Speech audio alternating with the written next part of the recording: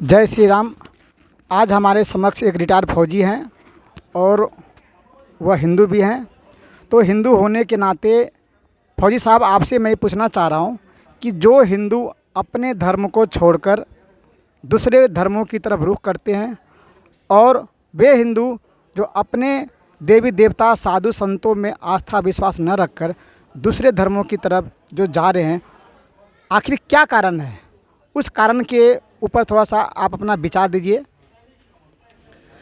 हरि जी, इसके बारे में मैं आपको बताना चाहता हूं कि इसका मुख्य कारण एक तो मीडिया, जो कि हमारे साधु संतों के बारे में अनर्गल खबरें छापता है, जिससे हमारे हिंदू गुमराह होते हैं और उनकी श्रद्धा अपने साधु संतों के प्रति, अपने देवी देवताओं के प्रति कम होती है।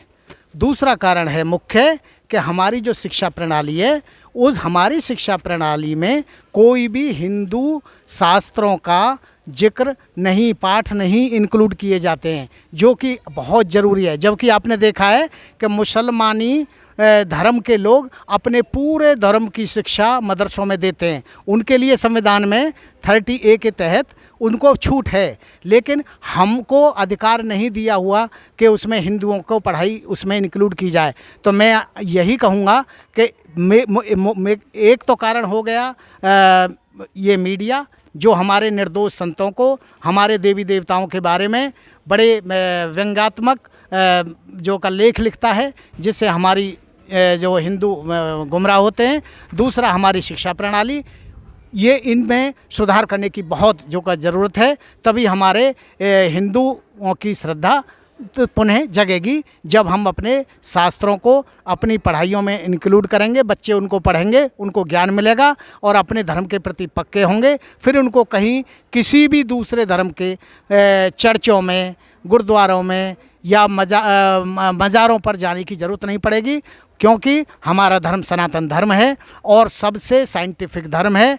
एवं इसमें जीव मात्र से प्रेम की भावना सिखाई जाती है। अच्छा, एक बात, कहीं आपको ऐसा नहीं लगता कि आजकल हमारे हिंदू धर्मों के प्रति न्यायालय भी जो एक तरह से पक्षपात या कानून व्यवस्था भी एक तरह से पक्षपात करती है? बिल्कुल, आपने सही कहा। देखा गया है कि नरसिम्हानंद जी धर्म संसद में हिंदुओं को जगाने के लिए, अपने शास्त्र की महत्ता बताने के लिए अगर कुछ ऐसे उन्होंने हिंदुओं को एक तरह से अपना विचार प्रकट किए समक्ष, कालीचरण जी, ऐसे कई तमाम साधु संत हैं। तो कहीं ऐसा नहीं लगता कि अगर एक साधु, एक संत अगर हिंदुओं को जागरूक करने के लिए अगर कुछ ऐसा बोल दे तो लोग उसको हेट स्पीच के मामले में उनके ऊपर कानूनी कार्रवाई हो जाती है। दूसरी तरफ ये भी देखा जा रहा है कि जैसे दूसरे धर्मों के लोग, अकबर ओवैसी जैसे लोग, जो कि खुलेआम गाली देते हैं, लेकिन कानून का जो डंडा उनके ऊपर नहीं चलता है। तो ऐसा नहीं लगता कि आजकल साधु संतों के खिलाफ भी एक तरफा कार्रवाई होती है, जिससे कि ये भी होता है कि जैसे कोई बाबा के ऊपर अगर कोई मामला दर्ज होता है,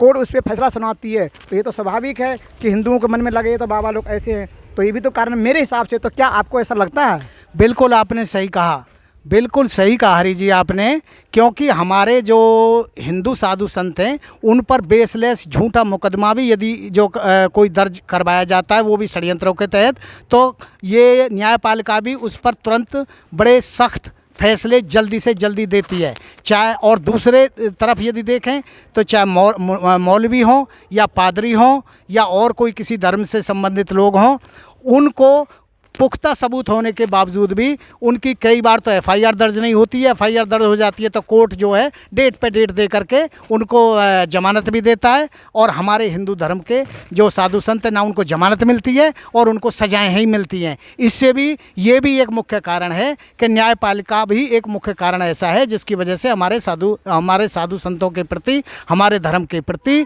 लोगों में अश्रद्धा पैदा होती जा रही है, क्योंकि निर्दोष साधु संत उसमें फंसाए जा रहे हैं।